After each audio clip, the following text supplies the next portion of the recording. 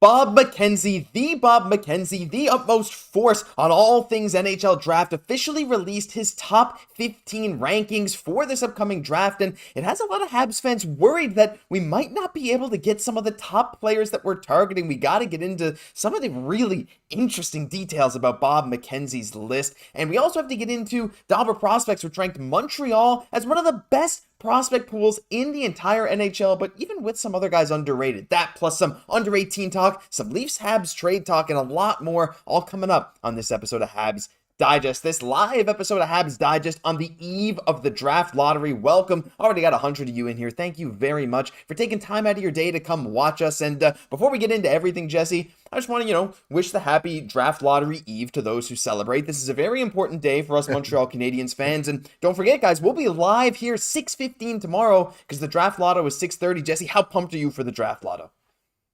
I am really excited. Where are we going to fall? Who are we going to get, right? There's just so many implications. It's heating up. This draft is like a little bit more wide open than in the past, right? So you have to feel like, okay, if we fall back, then you have to feel like Hughes for sure is making a move to try and kind of move up, right? You have to feel like he's going to go for one of those top three forwards. There's going to be moves if he needs to, but hey, we'll take that number one pick if it comes our way. Yeah, for sure. And yeah, I see some comments. You're live tomorrow. Yes. Everyone in here now, all 120. And there's going to be a lot of people coming in later and watching this now. Tuesday, May 7th, 6:15 p.m. Eastern. We will be live. Draft Lotto's at 6:30. We're going to be watching it along with you guys. We can't rebroadcast it, obviously, but we'll do our best to make sure you guys have a great experience. We'd love to share that with you. But speaking of the Draft Lotto, Jesse, it's time to get into some draft stuff. And the man, Bob McKenzie. I don't have chapters. Why did I put that up? Well, it's still huge for Habs prospects. But anyway, we got to talk about Bob McKenzie. He finally posted his top 15 prospect ranking, and one of the first things in the article said, buckle up because it looks like it's going to be an unpredictable ride. As one scout put it, Celebrini going number one, but the next 5 or 6 teams picking after that might all get the number 2 prospect on their respective list. There's that much varying opinion. There is no consensus beyond Celebrini. Number 2 through 10, and we're going to share some of this stuff with you. And Jesse, there's a lot of stuff we're going to break down. We'll probably get to it one by one after this. The first thing, though, for example, is Demidov. 9 scouts had him solidly in the top 5. He interviewed 10 NHL scouts for this draft, so one of them didn't even have Demidov in their top 5. But as you drill down the numbers, the 6 to 15 is crazy. 5 scouts had Demidov as the number 2 prospect. 3 had Levshunov as number 2. 2 had Silayev at number 2. And then for number 3, you had Silayev, Demidov, and Lindstrom, which is crazy because you don't see Silayev that high on a lot of other mock drafts. And there were 8 people who got votes for the number 4 slot, 7 prospects that got votes at the number 5 slot. So here is the final ranking if you want to take a look at it. Jesse, there was so much variation, but the Habs, when you look at the Habs positioning for this draft, the most likely outcome, even though they're 5th last, is the 6th overall pick, just based on statistics. And if that's the case, there's a real good chance that Lindstrom, Demidov, and Celebrini are all going to be gone. And I'm starting to get worried that the Habs might not be able to get one of their top forward picks. That's what's a little worrisome here is I would say I am happy to see Bobby Mack, ranking Kaiden Lindstrom at 5, which is the second highest probability of where we'll fall, right? So I like to see it there, but the question is when kind of the pickings are few offensively, what if ever these teams kind of ahead of us, they kind of flip the script and instead of going for the D-men, these highly touted D guys, right? They end up taking one of our forwards. This is definitely a huge risk. That's why we're hoping Habs Nation that, really that we're getting the best possible pick tomorrow, right? To have to avoid possibly having to trade up or whatever it is, right? Like I think number 1 is obviously great, but if we could somehow land at a number 2, obviously we'd still be so ecstatic with that fact. We've seen Evan Demidov rising from number 6 to number 2, and I think rightfully so. I think he is the second most talented person in this draft. A little bit of that late riser again, which you see that Kent Hughes definitely likes a lot, but it's hard to say, right? You have to feel like if there's any way where we're drafting, if we're kind of falling back, I think for sure you have to trade up in that situation. But even Josh, it's staying put at 5th. Like, do you think we'll still get a chance like at a Lindstrom? Or do you think even, let's say if we get the 5th position tomorrow, do you think that we should trade up just to make sure that we're getting one of those 3 offensive players there? It's scary, right? Because, we don't know who the Habs have high up on their draft list. There's actually a guy I'm going to get into in a second. But I think if you're Kent Hughes and stuff, and as he said before, if there's a defenseman that's clearly best player available, they're probably going to take them or trade that pick. So if they have inside information, like I can't imagine teams are just going to be going, we're picking this guy, we're picking this guy. But if they have information and they talk with another team, say, hey, we will trade up to try and get this, who are you planning on taking? And they can guarantee one of their top guys, I say do it, because Montreal has plenty of assets that they could do to get it. I just wonder what the price would be. But the good thing about this is that, Jesse, there's so much variation after Macklin Celebrini that realistically, like Bobby Mack said, like any team could have their respective number 2 guy, whether that's someone like Demidov, whether that's Silayev, whether that's Lev Shunov, or whoever it is, Kaiden Lindstrom. They can get their own number 2 guy somewhere lower. So maybe the price to move up, not to number 1, but to move up to 4 or 3 or 2, if Montreal doesn't win one of the 2 lotteries, then that could be less than we expect, which could really bode well. Absolutely. And where we fall tomorrow in the draft ranking is really going to determine the strategy going forward, right? Because you got to feel like we got maybe 1, 2 more very clear spots in our top 6 as it is. Kent has made it very clear that he wants a lot of players that we have right now that he feels his top 6 to really grow into that role. Now, it doesn't mean it's secured forever, but you really have to feel that way. But you have to feel like this draft coming up here is really a chance to really complete our top 6. So you have to feel if we're getting a pick, let's say like 4th or, obviously better, you have to feel like we're going to get a good chance at the 3 best offensive players in this draft. So I think they're standing pack with that, knowing, okay, we're going to draft this next player who's going to be part of our top 6. That being said, if ever they fall back, let's say to, a 6, heaven forbid, a 7th type of position, I think that's where it then opens up, right? Where you then want to do some type of trade to get an offensive player, package this sort of pick to get some type of trade for a young player that's already in the NHL at this moment. Yeah, there's so much that could happen. It's crazy. I see a lot of people saying we need to trade up. I see someone saying we need a left defense and someone else saying no more D. There's a lot of people going back and forth on a lot of stuff. Hi to everyone. Thank you for saying great show. We're trying to read some comments. But again, a reminder, guys, super chats will get priority if we read a message. We can't read all these messages, so if you send a super chat, you're so thankful and nice to send one of those. We're so thankful for you, and we will read that in priority. Or if you're a channel member, right? If you're a channel member to this channel, you get custom access to some emojis in the chat, like Slavzilla, Suzuki, stuff like that. But anyway, I'm going to read through. I see Jay's Digest came in and left a comment. They said, Marner to Montreal. Get out of here with your Toronto stuff. We'll get into Mitch Marner later. All these rumors of Cayden Guhle. Hey, if they do trade Guhle for Marner, which we don't want to have happen, maybe they will need to pick a lefty, a high up. Maybe they pick a Sam Dickinson, something like that. But Jesse, I wanted to dive in a bit more on something that we saw in this Bobby Mack article. And it has to do with Beckett Seneca. I think I pronounced it Seneki before. I think it's Seneca. I'm not sure. I think it's Seneca. So I'm going to hope someone correct me if they know his pronunciation better. But I'm going to roll with Seneca because that's what I saw in a scouting video. You can see here. So he interviewed 10 NHL scouts. That's the thing about Bobby Mack's list. This is often the list that is I'll show you the list before we get into this. This is the list that is often the closest to the actual draft order because he has insider information from actual teams, actual scouts, and they rank their players. So what you see here, it's not going to be exact, but it's probably going to be close to what we actually see. So when he gets into his rankings of what everyone, how they had votes for people in their top 5, he said 7 different prospects got a vote as that respective team's number 5 prospect in this whole draft. You can see Lev Shunov got some, no surprise. Kaiden Lindstrom, no surprise. And 1 vote each for Demidov, Dickinson, Seneca, and Yakemchuk. Seneca is the interesting one here, and this is why I wanted to bring him up, Jesse. Of course, 6'2". He had, I think, like 66, 67 points in 61 OHL games, which is not that amazing, realistically, for compared to a lot of other prospects in this draft who had far better OHL seasons. But the thing with him is he's so big, and he really started coming along later in the year. And there was a report that the Montreal Canadiens really loved him. We reported on this not long ago from Marc-Olivier Baudouin. He said the Habs wanted some size. They were probably not going to pick someone like a Berkeley Catton. And he said they were in love with Beckett Seneca. And to hear that of the 10 teams, of the 10 people that Bob McKenzie were talking to, 1 team had Seneca in their top 5. I can't help but think this is Montreal. Maybe it's not. It could be, Marco D'Amico said on Twitter earlier, maybe it could be Columbus.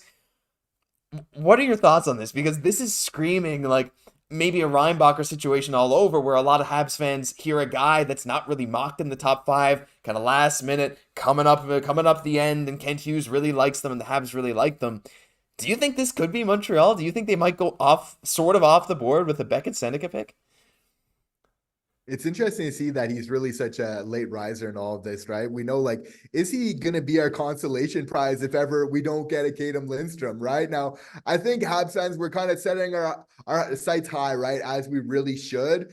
Now, I think we really need kind of that skilled player by all means, but if for whatever reason, let's say a Lindstrom, is already selected, and we're not looking to really go the trade route, I think that definitely it could be an interesting selection of still getting that size that we're really looking for. We know we need that offensive player.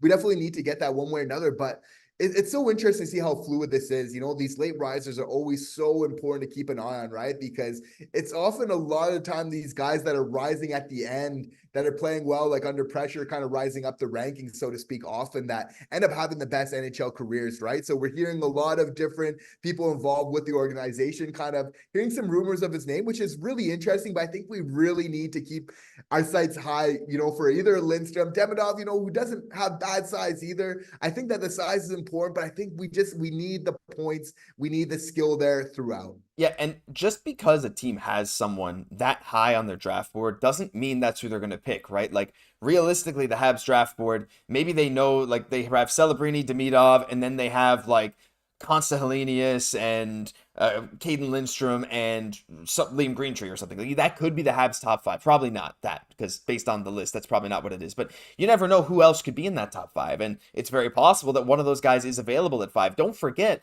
the Habs ranked, I believe it was Jacob Fowler, way higher up in the draft than where they actually picked him. They had him ranked up in the 30s, and they ended up getting him, I believe, quite a bit later because other teams didn't take them. So just because someone's ranked there doesn't mean that that's where they're going to get picked. So I think there's a real world, Jesse, where Montreal, they pick whoever they get at 5, or again, we don't know yet. And if you want to find out where the Habs are going to pick, tune in tomorrow because we're going to be live streaming talking about the draft lottery. Then we're going to know. Let's say they get Lindstrom. There's a world where they trade the Winnipeg pick plus maybe a solid young defenseman, maybe like a Jordan Harris, I don't know, to move up from that mid-20s range up into the mid-teens to get that guy Beck at Xhekaj, who maybe they had ranked much higher than mid-teens and they feel like they're getting great value. Like, I feel like there's so many different ways the Habs could go with this draft, and that's part of the reason it makes it so exciting.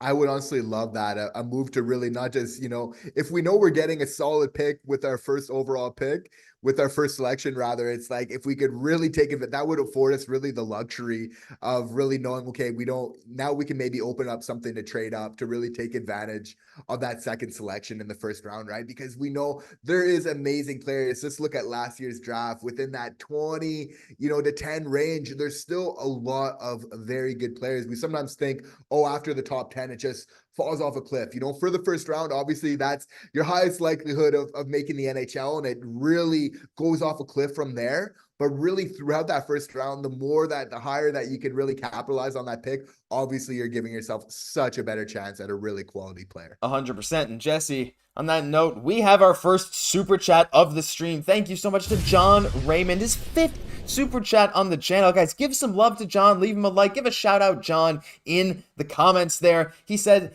if the top offensive prospects aren't there at 5, who would you target with a trade back to, say, the 10th or 15th pick? And I think that's an interesting thing. I think we just kind of talked a bit about Beck at Xhekaj. For me, I think it's tough. I think it all depends, right? Because if I just bring this up, this is the top 10 again. Actually, you know what I'm going to do, Jesse? I'm going to go back to the web share thing. We're gonna have a look through this thing. Oh no, I have your camera in the wrong place. I'm gonna bring you in. There you are. Hi. So let's go through this. So we have all these guys here, right? But I want to go down to the list. So who are some guys that you could get maybe in that 10 to 15 range? I know I just said Beck at Xhekaj, who's ranked 14th on old Bobby Mack's list. But Jesse, there's a name that stands out here, and it's Cole Yzerman. He's a guy that some people want Montreal to pick in the top 5, but some mock drafts have him as high as 5 or 6. When Bobby Mack, just a reminder, guys, 0 people had Cole Yzerman in their top 5 based on what he said here. I think there's something here where it says something about Cole Yzerman. I forget exactly where it is. I think it was under his name. But dropped 10 spots mid-season ranking. He's the best pure shooter scorer. But only a couple of them even had him in the top 10, Jesse. The consolidated ranking here has him at 13. I'm going to bring you back over. There we go. What are your thoughts on maybe trading back to get Cole Yzerman? Is that a possibility? Because if it's true that other teams are kind of not as high on him as maybe we thought they were, if that's possible, Do you do it if he has a good interview? Like I think that is maybe one of the best guys you could possibly target with a trade up from your 24th or whatever. I said trade back. I meant trade up with the Winnipeg pick to go up and get Cole Yzerman. He's a very talented player, and it's very intriguing, right? He just broke the national development team record for the U.S. in terms of goal passing.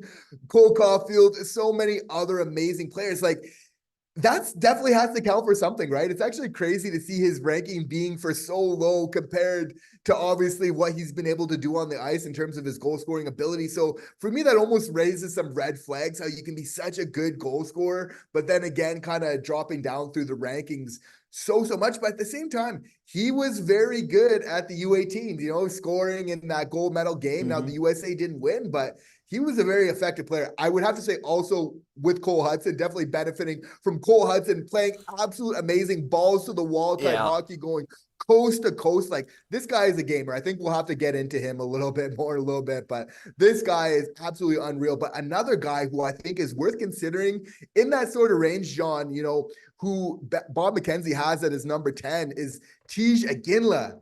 This guy was unreal at the World U18 Championship. And first off, guys, like, how good was that hockey?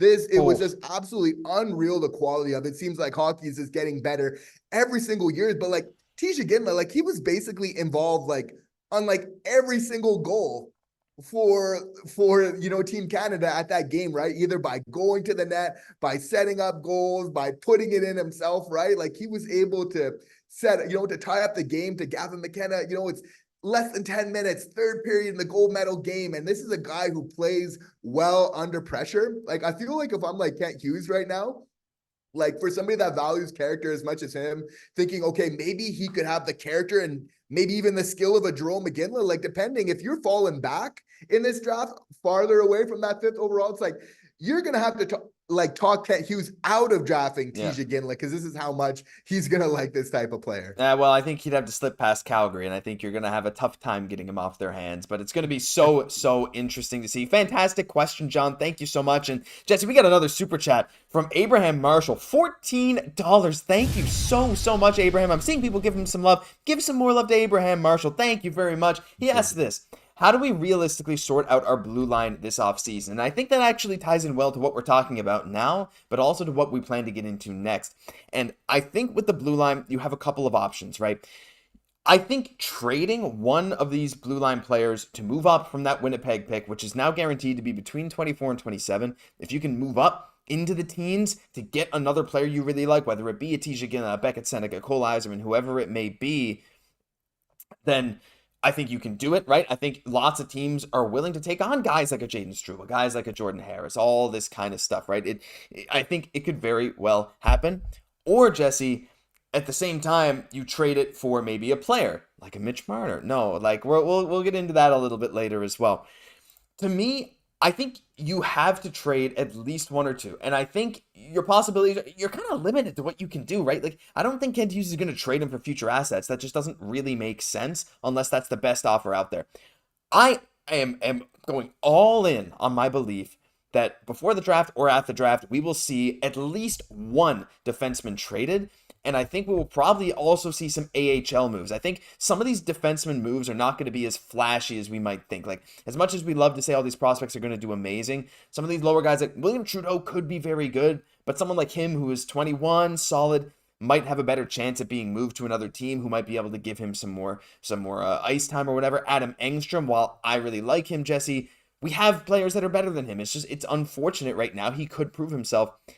I think we're going to see some subtle moves to some of the lower prospects, but also I'm calling one big NHLer move at the draft for another draft pick. That's my bold prediction. What about you?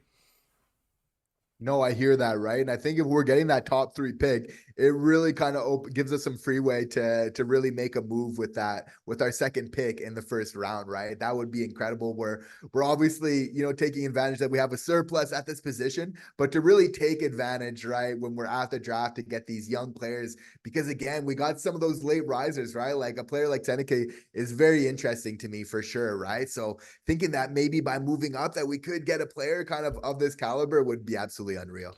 It'd be unbelievable. I mean, there's so much the Habs could theoretically do, but not much they can practically do, right? Like, how many teams are really going to accept it for their pick, right? I think in a draft like this, like we said, if a team has their number 3 or number 4 guy available to them at 12 or 13, they're not going to trade that pick for anything, right? They're going to value their pick so high.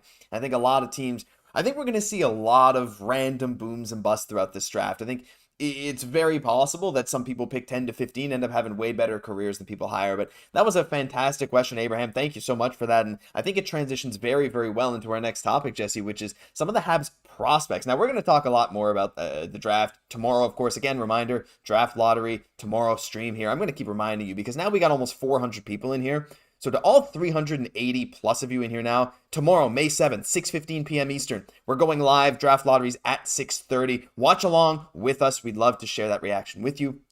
But I want to get into some prospects, Jesse. And as I do, I just want people to leave a like on the stream. That's all I'm asking. We got almost 400, but only 74 likes. Helps us, helps you guys find better Habs content.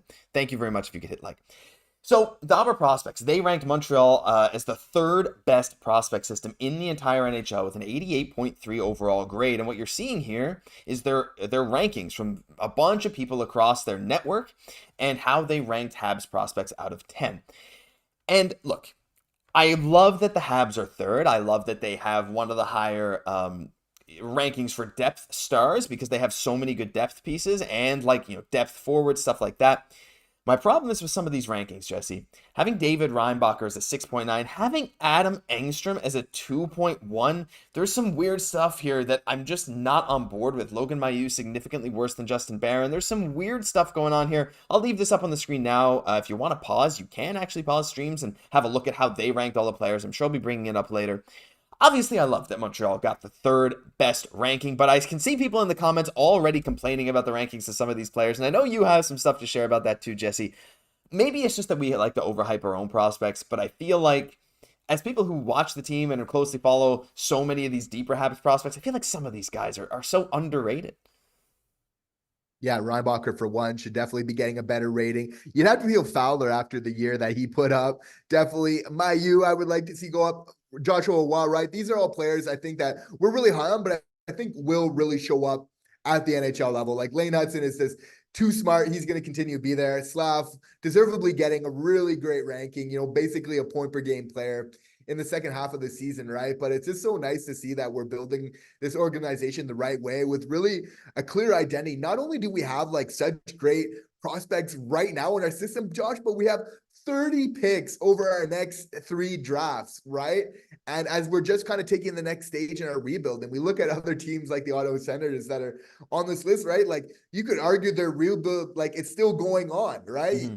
It was supposed to be over, but it's not. And you basically have no prospects to show for it. So we have to really be so grateful of our riches as Montreal Canadiens fans that we have, because it's not every young team, kind of coming out of a rebuild that really kind of has these prospects, right? Now, Anaheim obviously has a really great pool of young players, but I have to feel like if you're giving a lot of our young guys here the kind of numbers they deserve, I think we're right up there, and if not, maybe a little bit more. Yeah, I mean, we're so good. But again, when you look at this, it actually ties back into Abraham's thing. How many of these are defensemen, Jesse? Lane Hudson, David Reinbacher, Cayden Guhle at a 6 also. Some people are saying he's underrated. Some people are saying he's overrated. I actually really think Cayden Guhle is arguably underrated by people. I think he's a fantastic top pairing defenseman already, but hey, is what it is. But look, you have Hudson, Reinbacher, Guhle, and then you go down, you got Barron, Mailloux, Xhekaj, Konyushkov, Engstrom. So the only forwards here are Heineman, only non-defensemen, I guess, are Heineman, Fowler, Mesar, Farrell, which is quite high as well, but he could be good. Joshua Waugh, Owen, Beck, Juraj, Slafkovsky. So 8 of these people are defensemen.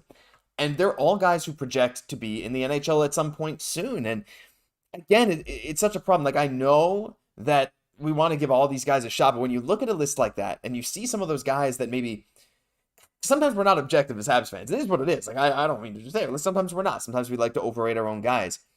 When Dalber prospects, they know what they're doing. When they have some of these guys ranked low, and maybe some other advanced metrics don't see Adam Engstrom as good as maybe we see him.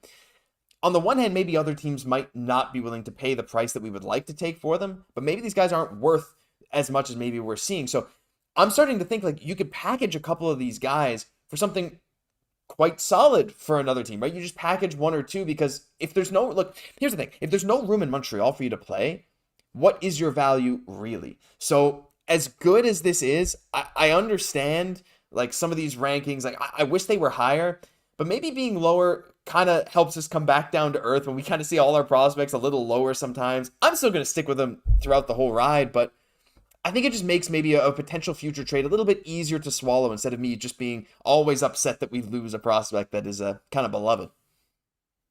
No, for sure. It's definitely coming our way. You have to feel like there's like at least two D-men that are really going to be dealt from the Montreal Canadiens at least this summer kind of coming up. And I feel like Kent Hughes is probably definitely considering trading one of these young D-men to get a vet. We know that Tanner Pearson's leaving, right? But I think one of those guys is going to bring in somebody a little bit older. And if we're able to use that, maybe in another deep prospect or, a young guy that we have on our team to either package, right? To either kind of move up with some picks or kind of, get more of an established offensive young player, right? I think you absolutely need to do that. But we're here now, like, after this draft, you got to feel like Kent, it's one of the last ones. It's actually the last one where they're going to be there in person. I feel like this is going to be a great opportunity for Kent to really be making those deals. Cause yeah, it's just a thing where right now, obviously we don't even have a choice, right? But we're going to be taking our chips in that we have from our defense and really cashing them in for a young offensive player. Well, Jesse, I think that transitions well, because there's a couple of things I want to talk about, and it's trade time. And we know you guys love trade time, and we love talking about trades with you. But before we get into it, we just hit 90 likes. There's almost 400 of you in here. All we're asking is leave a thumbs up now. We'd love to do it. I know you guys love to say it in the chat. Leave thumbs up. Guys, you click a button and the number goes up. It doesn't get more satisfying than that. It helps us out. Other Habs fans will come find this great trade talk. The first thing, we're going to get into the Leafs in just a moment. We're going to get into the Leafs because I know you guys love to talk about the Leafs. As much as you guys say you hate talking about the Leafs, hate hearing about the Leafs, a lot of you guys love talking about the Leafs, especially when you can, find some joy in Leafs misery, right? We all kind of love that. But the first thing I wanted to bring up is this. It's a clip filmed earlier today. Juraj Slafkovsky went to Team USA's practice, went to see his buddy Cole, and there was just a little picture, a little video I'm going to show you. Well, it's Mr. Juraj with Trevor Zegras and the big hug, the big old hug. Let me just rewind that a second for you. Juraj Slafkovsky is bigger than Trevor Zegras in full equipment and skates. Just let that sink in. I know we don't really like Trevor Zegras. We don't need to spend too much time on this, Jesse. It's just him greeting Trevor Zegras. I'm sure Cole Caufield introduced them before, but hey, I mean, it's kind of cool to speculate. I don't think he's the target that Montreal is really looking for. We've kind of talked a lot about that in the past, but it is kind of cool to see that, Slav is getting buddy-buddy with some other guys around the league, Cole sharing his stuff, and even if it's not Zegras, having friends at these World Hockey Championships, some of the top players in the world, it's never a bad thing. I don't know. Seeing that video, it's kind of looking like Zegras to Montreal confirmed. No, obviously we're just joking. They're just being good friends off the ice and everything. But no, you have to feel like even though it's not the best fit, obviously the skill is there as a player and everything else like that. And obviously it's just nice to see Slav starting to get the respect and the love around the league as well. I think a lot of young players recognizing the skill that he has. And to be honest, if I'm Trevor Zegras, I'm liking the opportunity, the possibility of being able to play with a Slafkovsky. Now, in all likelihood, because of what Kent really values, probably trade isn't coming through, even though we could use that goal scoring that we know Zegras has, like we'd like to think show a lot more in his NHL career, right? But yeah, no, that's it. You have to feel like, it's just not really meant to be, but nice to see that Slav's getting the respect around the league. Yeah, I mean, it's always really cool. It was just a fun little clip. And by the way, I saw one of you guys with this as your profile picture. And I found that hilarious. I don't know if you're watching now. If you are, leave a comment or maybe set your profile picture as this, because honestly, we find it hilarious. So you should too. But let's move on from Trevor Zegras. Really cool stuff. Look, we talked about Mitch Marner yesterday. Not a fan of trading for Mitch Marner. But one guy I wanted to bring up on the Leafs, and I wanted to get your guys' opinion in chat. In fact, Jesse, I'm going to put up a poll right now, and I'm saying right now, but for the chat, it's going to be a little delayed because that's how live streams work. Deal with it. Sorry, guys. Who would you rather trade for? Now, take into account what their salary is going to be, how long they're under contract, and anything you want to take into account when I'm making this poll. But the options here are going to be Mitch Marner, which I'm sure none of you are going to choose, and it's going to be this, William Nylander, or no one. No one from Toronto. Leave your answers now. And I'm going to revisit that in a minute, Jesse. But William Nylander is a guy that a lot of Habs fans, I think, have talked about simply because he's the one that actually seems to care the most. He's the one that shows up every single clutch game for them. He's the one that performs in game 5, 6, and 7. And I know we talked yesterday about how Marner has 50 points in 57 playoff games. We talked about how I saw some people, we didn't talk about this, but today for the Leafs in the playoffs, Mitch Marner has one of the highest expected goals for 5v5 and one of the lowest expected goals for, or goals against. So by advanced metrics, his impact is so high.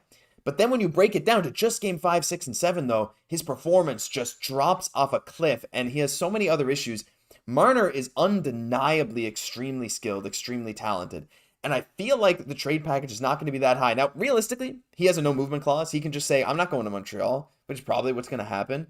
But I feel like if you can get him, the trade price is not going to be that high because they have no leverage. Marner has all the leverage and his contract is short.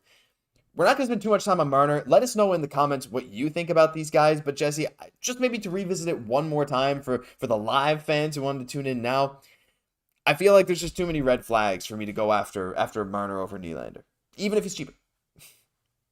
Either or, right? And we've seen Nylander in past years. He has kind of been there in some playoffs games, but again, not necessarily always when it really matters the most. That's the biggest issue. Great when he's in the lineup, but you could argue that maybe a lot of Leafs fans would have liked to see him in the lineup for a couple more games against the Boston Bruins. Again, we don't know everything that's really going on there, right? But it just seems with this whole organization right now that there's some issues and there's some things that you just don't want to see from any of your star players that I think that they've seen with Nylander, with Austin Matthews, and with Mitch Marner as well, right? And I feel like, for the Leafs, as just to reiterate, my thoughts from yesterday, is like, if you have a problem with an organization, let's say it's a business, like, are you getting rid of the CEO to really make a big change, or are you getting rid of the vice president? Now, obviously, if you want to make a big change, you need to get rid of the person that's really making those decisions to really kind of just start off on a fresh footing. I think this team just needs a new chapter, which could be so disappointing, right? That they were building for so long. It seems like they have something, and then they could just never break through, right? But I feel like they've taken some steps in the right direction. They just were a little bit too stubborn on their path of really not kind of diversifying their bond, so to speak,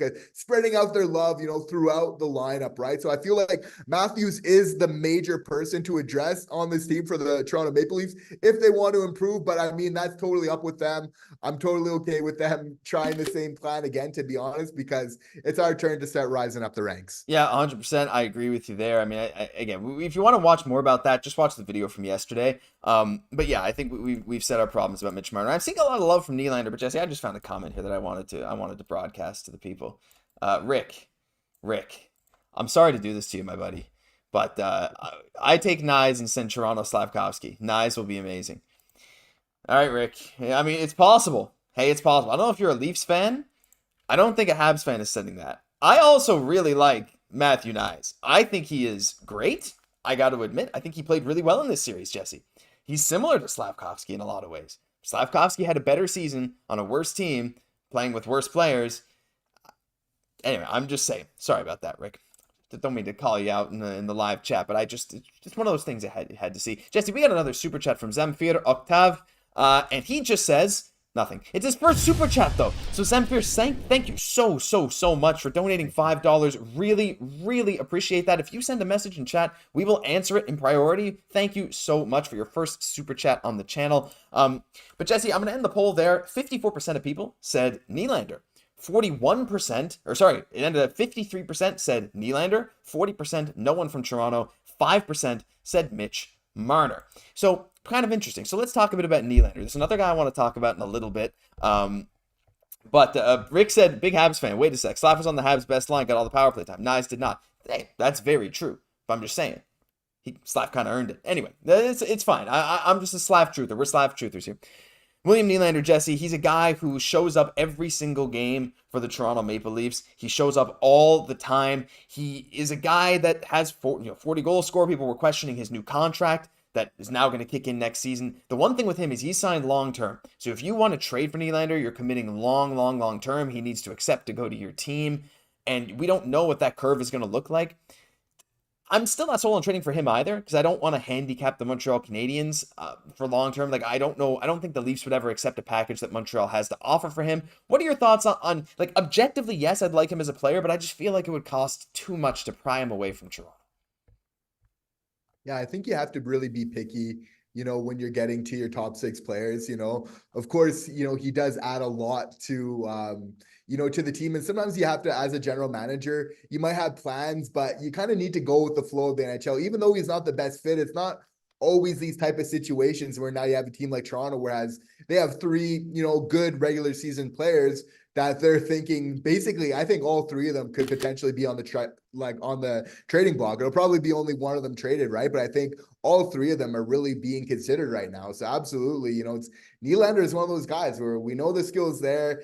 He, there was a lot of comments were saying that, people do appreciate Nylander in a lot of ways. Still for me, is I think when we're looking to build a playoff competitor, that's what this team is really all about, whether it's who we're drafting to even the type of players that we're getting through trades, right? So I just feel for that reason that he's really not a fit of, being there, I would say in like the biggest games when it really matters the most, because he has the skill to really put, the Leafs on the back. Like he arguably, could be their best players on many nights, right? But just not there when they really need it the most. I think we just really need to be picky with our top 6 and either draft somebody that's obviously super talented or really making a trade from somebody we really know that's established, that has a track record of winning in the playoffs. That's a fantastic point.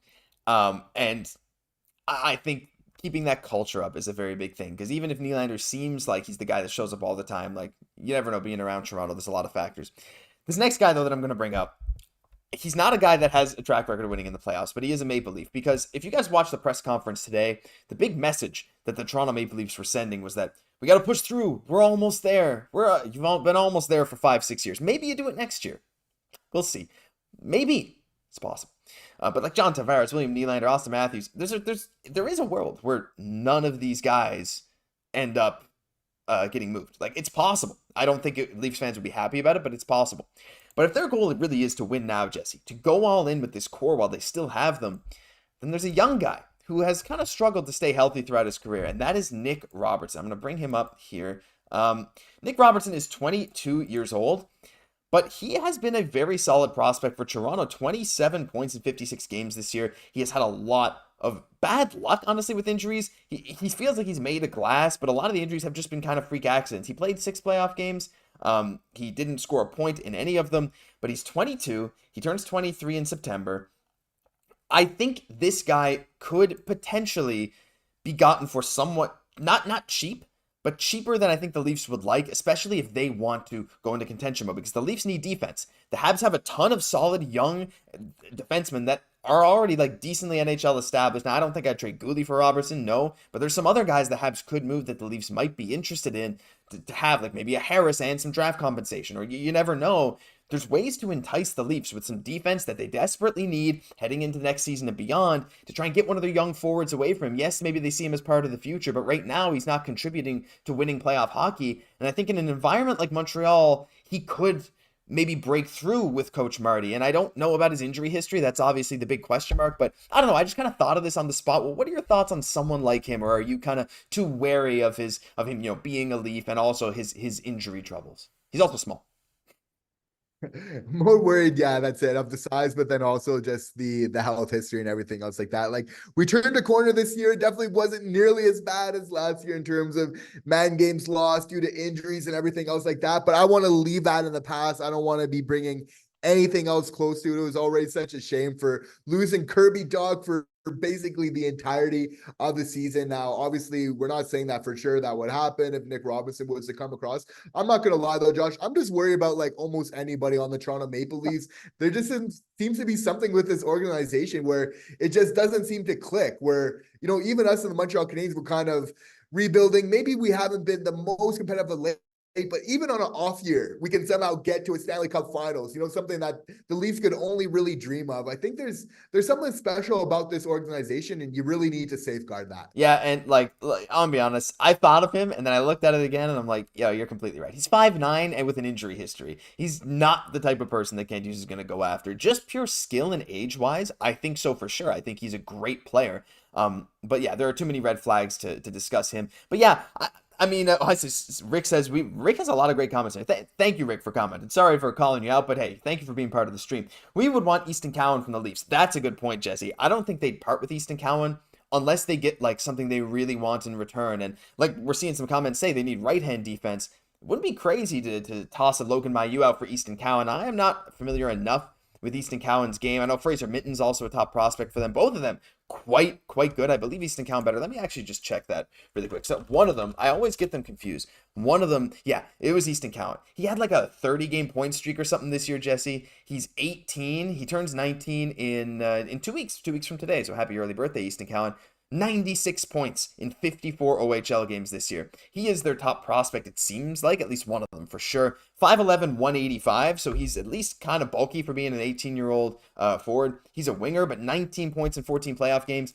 Maybe if the Habs could swing that for maybe someone like a Logan Mailloux, because at this point I would say Cowan is probably a higher tier prospect than Mailloux. I don't know, maybe not, but that's maybe someone the Leafs would be more interested in. And if Mitten has that NHL projectability for scoring, that's not that crazy. I don't know. Maybe our final Leafs player, but do you have any thoughts on Easton Cowan? I don't really have too many more other than he scored good in OHL and he young.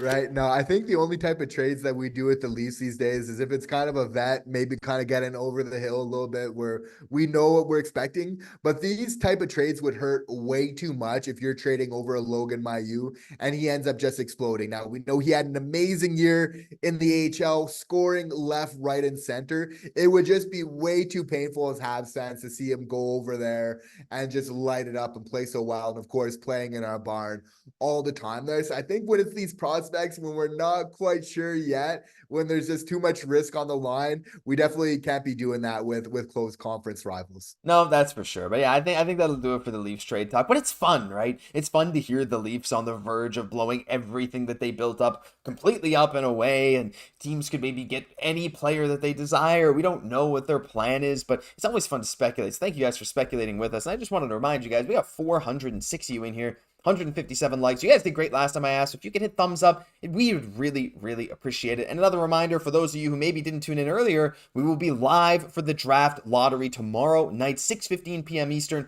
Tune in with us to react to where Montreal is going to pick, all that stuff. Draft lottos at 6:30. We'll be live same time, 6:15. Jesse, there's not a whole lot else I wanted to get to, but thank you, Rick, for saying hit the likes. Cheers to you, Rick. Rick's a great sport. Guys, be like a Rick. Be confident in your opinions in chat and also be a kind person. Amazing stuff. Shout out to you, Rick. I wanted to talk a bit about the under-18 tournament. There's not a whole lot I wanted to... Oh, well, look at that, Rick, with the super chat. $2 saying, hit the likes, everyone. We got a new big fan in Rick. Rick is making a name for himself in this stream. Thank you so much, Rick. I know we talked about Tej earlier, Jesse, but man, did he have a good tournament. And I know Calgary really wants him.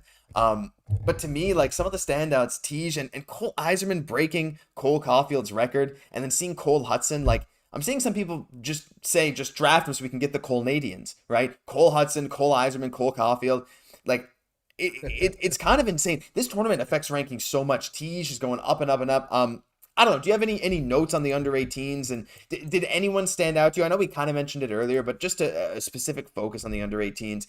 Did it do anything for you for Eiserman? I know you're already very high on Eiserman, but for me, like I was already kind of high on Guhle, but after watching him play, like it just kind of solidified my thought that like, yeah, this guy is going to be a very solid player.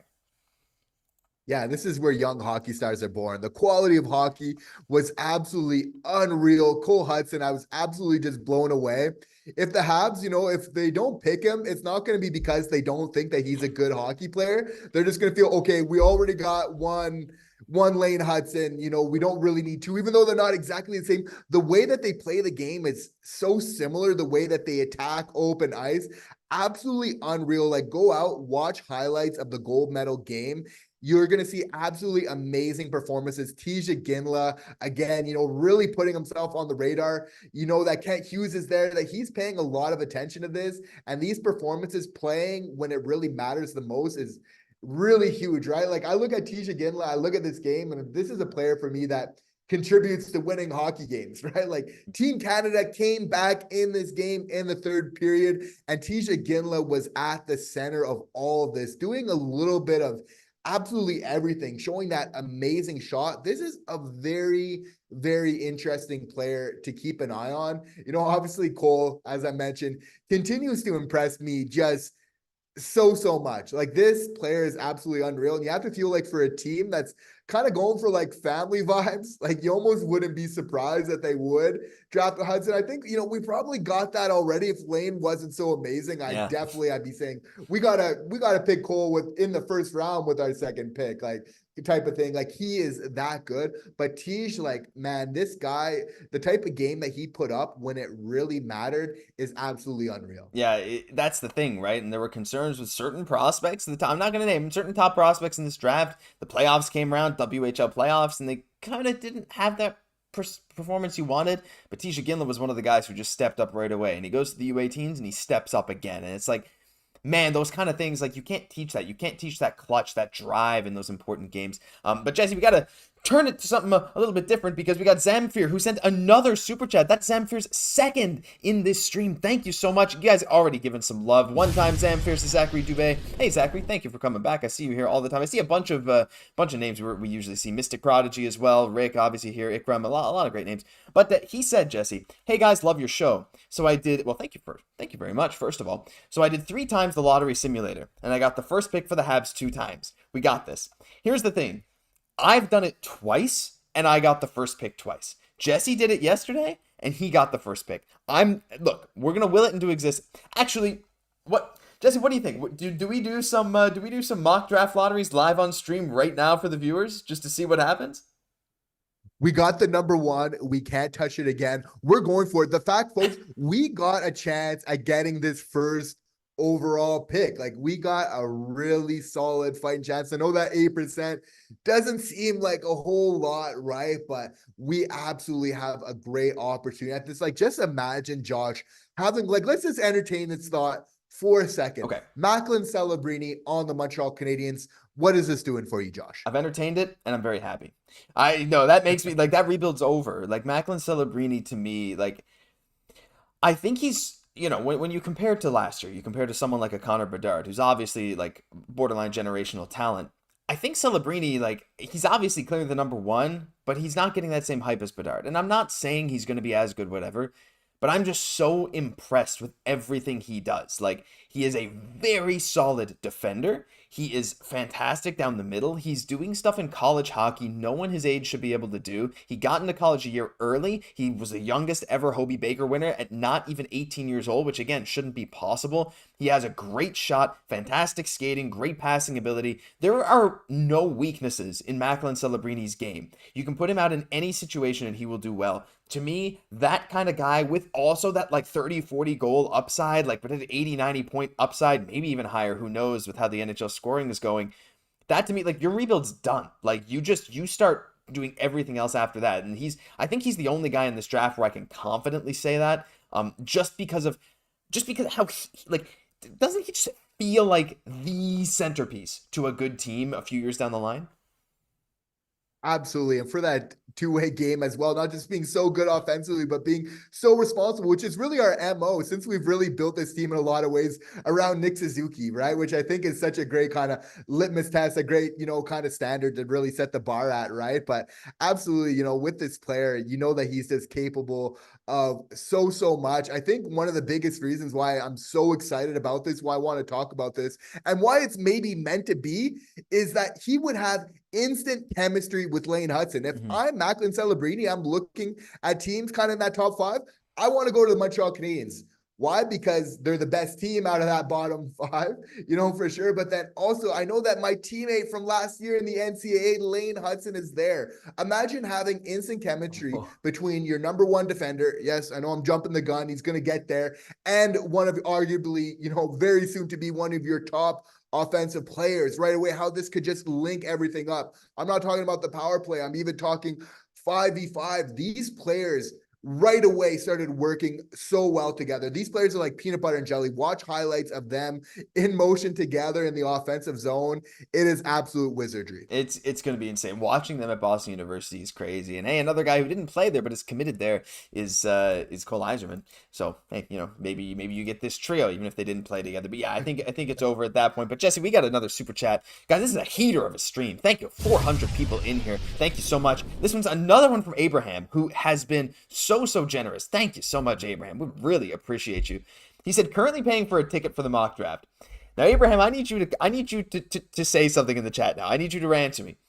are you saying you are paying for me to do a mock draft live on stream? Because if so, we do not take responsibility for you breaking our 3-for-3 streak right now. I'm just saying, if that is what you're asking for, let me know. I will do it. Okay, we will do it right now. But I'm just saying, it's on you for what happens. We'll give you 3 randomizations. So if you confirm, we will do it right now. We will give Abraham 3 spins, and then any other donations we can do spins. Okay, we can do that for the draft lotto. We can see who comes out on top. So leave a chat. And we got a whoa, Jesse, back to back super chats as we're waiting on Abraham. We got another donation from Zamfir. Zamfir says, gotta go back here.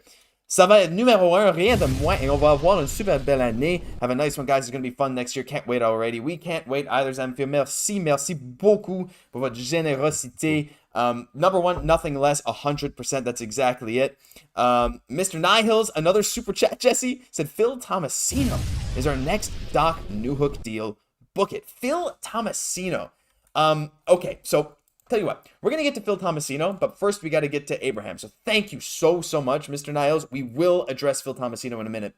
Abraham says this. Now the pressure's on. How about a short poll? All right, we're doing this. Doing a poll. Should we do a mock draft for Abraham? So it's going to be 3 spins. We get 3 clicks of the button.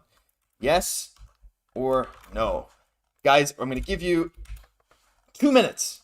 I'm going to give you 2 minutes. Actually, I'll give you 3 minutes to answer that to give us some time to talk about Phil Tomasino. I'm going to bring up his card, Jesse, because I honestly have no idea what his stats look like, but I do know he's a young player for Nashville.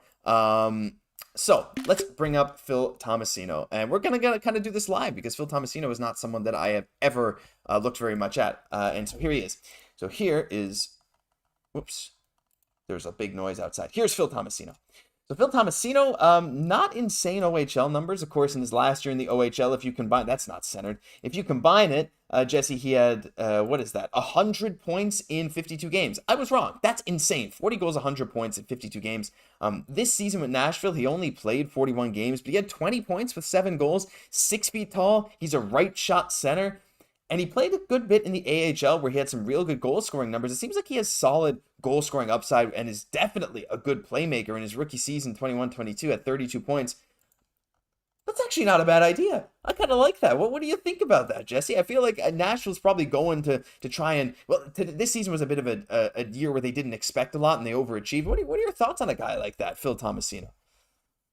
I love this suggestion because this is exactly what we need to think about, because this is how Kent Hughes works, right? He definitely thinks outside of the box. He likes to go maybe players we're not thinking about all the time, right? And that's where you can really find the hidden gems. That's where you can get the other GMs kind of sleeping a little bit as well, right? Because you have to feel like he loves to do the unexpected, whether it's at the draft or kind of acquiring young talent, right? And you have to look, obviously, in a young career, in half a season, getting 7 goals, it's not bad production at all, right? Especially when you're just breaking into the league, right? Pro rate around 14, 15 goals over full season, right? It's not too bad, or maybe just a little bit less, but not bad at all, right? These are the type of players, young players, we definitely need to be considering. And of course, I think so many fans are talking about size, but I think that the Montreal Canadiens, that the management gets it too, that size really is of importance as well. So we really need to be monitoring. I say we're looking across the league. We need to identify the top young players on every team as Kent Hughes and basically not stop until we get one of them. I saw one comment saying, I don't like Phil Tomasino's tet. So I did that just for you. Thank you, Real Milton Bradley. But you're very right. I mean, he's also a skinny fella, 6 foot 179. But you're right. It's not a bad idea. It is what it is. But by the way, Jesse, we got the poll there, and the answer was an overwhelming yes. So we got to do a mock draft right now. We're doing 3. Abraham, I hope you're watching, guys. If you want to donate, we'll do the spins. We're not going to spin for just anyone asking to do more mock draft simulations. Okay? I don't like you calling them spins. I don't know. That's just ignore me. If you do what Abraham did, we'll do it for you. But we're not breaking the curse for just anyone here, anyone in the chat. All right, Abraham, when you're here, let me know. Let me just make sure he's commenting in the chat. But I will go over to the mock draft as soon as I see Abraham. Send a message so we can confirm he's ready to go. Let me just make sure I get the thing up. So yeah, I haven't touched it yet. Obviously, well, the Tankathon one has interesting rankings. They have Cole Eiserman at number 5. They have some interesting stuff, but it's okay. We're waiting. Abraham says, I'm here, gang. Well, I guess we're locking it in, Jesse. It's time to do it. Sorry, guys, I got to adjust the camera again. Do it. There's Jesse. All right, here we go. There's the 2024 mock draft. Let me actually crop this a little. Can I scroll? There. That's a bit better. Okay, I know you can't see the right part of the screen. It's not that centered though, is it? Hold on. Let me just center this, because look, if we're doing this, we're doing it right. Okay. So we're gonna do. Well, you know what? No, we're just gonna undo that, because I think just like that is good. I thought it was gonna be better. It is what it is. Yeah, I can't really center it. I can't scroll over, but okay. We're going to do it. You guys can see the numbers anyway, right? Everything's all good here. I think we're all good. Time to slap that button. Yeah, you guys see the inside of the YouTube thing. Spin number 1, Abraham. Jesse, if Montreal gets the number 1 pick right now, I don't even know what we're going to do. Like, okay. Just needs it in one of these 3. 8.5% chance. Here comes spin number 1. Montreal drops to 6. You're not doing great so far. Chicago gets number 1. My other team, Minnesota, gets number 3. That makes me happy. Jesse, this is not what we're looking for. Chicago number 1 is arguably worse than Montreal dropping to 6. Okay, get 2 more, Abraham. Pressure's on here. Pressure's on. You're not going to get banned from chat or anything. Don't worry. There's no stakes for you, except for maybe some people blaming you. I can't control what they do. Just saying. Number 2. Number 1 pick goes to Columbus. Montreal drops to 6 again. I know Montreal's highest likelihood is that they drop to 6th. We're down to the last spin. Okay. I keep calling it spin. I'm not going to stop. I'm just going to keep doing it, because Minnesota got 3rd again. What? Do you see that? I'm pretty sure it's literally as high as they can jump. They won the lottery twice, because you can only jump 10 spots. This means of these 2, well, I guess Abraham's got to be an honorary Minnesota Wild fan like myself right now. They're obviously my number 2 team behind Montreal. That's wild. Ha, get it? All right, Jesse. Any words of luck for this final simulation? Let's go. We got this. Let's go. All right. Pressure's on. Montreal drops to 7. Horrible. Ooh, no. Utah gets the 1st overall pick, and the Devils jump up to number 2. San Jose gets screwed again. Guys, the pressure was on, and that's it. That's what happens. I'm so sorry. It is what happened. Didn't quite get it. Leave some comments now. What do you think about that? 6-6-7 for Montreal. But here's the reality. Sorry, Jesse. You got to be on the screen too. Leave the comments that we got. Oh no, people are upset. All right, if Utah. Oh, Mystic. I'm sorry. He said, "All right, if Utah gets 1st." Abraham said, "LOL. I'm not watching the lottery tomorrow." Well, Abraham, you better be here, because we're not live broadcasting the lottery. We're just speaking about it. We might try and get some audio in here or there. So I hope you're watching us. You don't have to watch the lottery itself. Maybe that's better luck if you watch us. But like we said, if anyone else wants to donate to get a spin, we can do it. I'm just saying, it hasn't gone great so far. So OMG, never again. I got some stuff I'm not gonna say. Boo, Arc unsubbing. Boo, Abraham. Boo. This is practice. It's just practice for the big day tomorrow. It's okay, guys. Here's the thing. Let's spin this a different way. What Abraham just did is get rid of the bad luck, right? So Montreal had an 8.5% chance to get the 1st overall pick, right? That's about a 1 in 11 chance, roughly. It's like a little bit worse than that, right? So what we just did is we got rid of 3. We got rid of 3 of those. So now, this is not how statistics work. This is absolutely not what I learned in statistics class. But now, 3 of those 11 outcomes are gone, which means Montreal obviously now has a 1 in 8 chance of winning the lottery. And that's not how it works. But that's what we're going to say, right? Abraham, you're just getting the bad luck out of the way early. Stop booing him. Don't unsubscribe from the channel. We're still going to be here. But yeah, that is what it is. No more bad luck is good. We're getting rid of it all the time. Jesse, you got so many comments for your smile there. People are so thrilled with how hyped we are right now. But yeah, I think that's about it. I don't think I have anything else unless someone else wants to get a mock draft. Let us know and send it in chat. But that's that, Jesse. My gosh, that was a lot of fun, and I can't wait for everyone to come back here tomorrow for the real thing.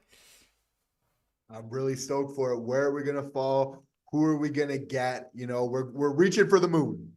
Reaching for the moon, and hopefully we can get there. Don't forget, a lot of you guys, I'm reminding you all the time, guys, right? But 6:15 p.m. Eastern. Be here. There's new people coming in all the time. We have over 2,100 people who have come in and out of the stream. 350 still here. What time is the draft lotto? Says David Cote or Coates, not sure. 6:30 p.m. Eastern, but we're going to be live at 6:15. So be here 6:15. We'll prep right for it, and we'll stream all the way through it because I think the game starts at 7. So if you guys come in here 6:15, we'll chat about it. I'll see if I can maybe get some audio in the stream.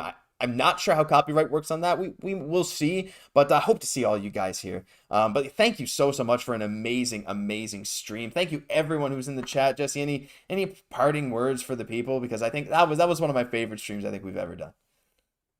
Definitely. Thanks so much, everybody, for being a part of it, for helping to do the show with us. That's the fun part about the live is the interaction, right? You know, we live for that. So guys, thank you guys so much. Yeah, amazing stuff, guys. Well, if you enjoyed, leave a like on your way out. Get us over that 200 like hump. We're at 198. Comment and subscribe to the channel. That'll do it for this live episode. Thank you so much for everyone. Be back here tomorrow, 6:15 p.m. Eastern.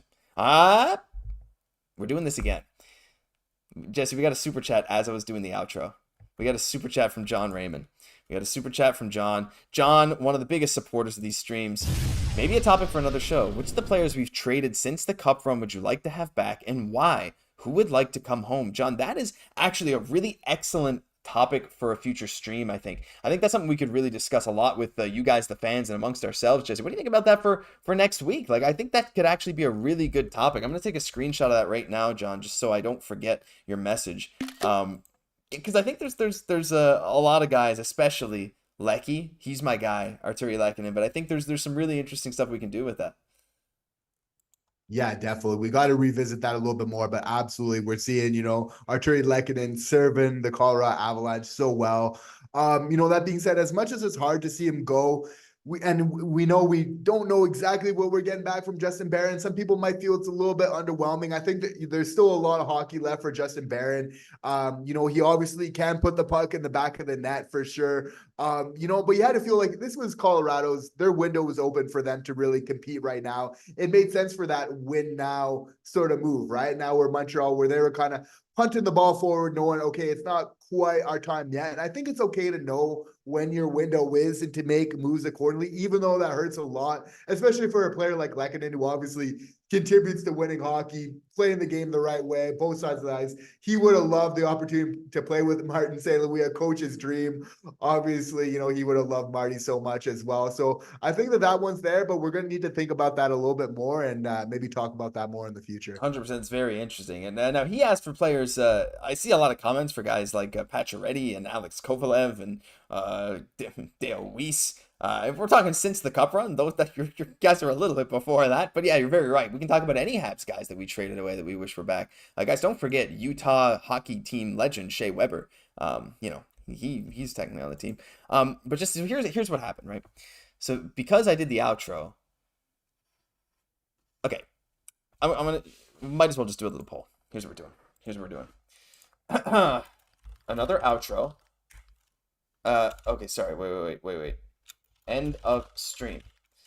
I'm going to put another outro or cut the black. And I'll give them a couple minutes to answer this. Because depending on the answer, that's what we're going to do. Because we just got to, we do what the fans want, right? That's what we're here to do, right? We still got 311 people in here. You guys can vote. Do you want me to do another outro? Do you want it to just cut the black? I'll give you a minute. So sad I missed the stream, says Zen Mysterio. Zen, hey, well, guess what? You're going to be here for at least a couple of minutes as we're deciding how to end the stream. But thank you very much for tuning in. And no worries, Zen. Now that you're just joining, it's about the 25th chance I get to remind you that we'll be live tomorrow, Zen, 6:15 p.m. Eastern. Back-to-back days with live streams because the draft lotto is tomorrow, May 7th at 6:30 p.m. Eastern. So that's going to be great. See people saying bye. Neil Max says more. Just the people love when we stream, don't they? They absolutely love it, and we love doing it every single time. And so that's going to do it for the poll. 37 votes. They wanted another outro. That surprises me. That'll do it for this live episode of Habs Digest. If you guys enjoyed, leave a like, comment, subscribe to the channel. We're pushing 12,000 subs, and if you guys want to get us right to that hump, we would really, really love it. Love to see 12,000 subs before the stream tomorrow. Thank you so much to everyone who was here. I'm Josh Gosse, my co-host, Jesse Poirier. We'll catch you in the next one.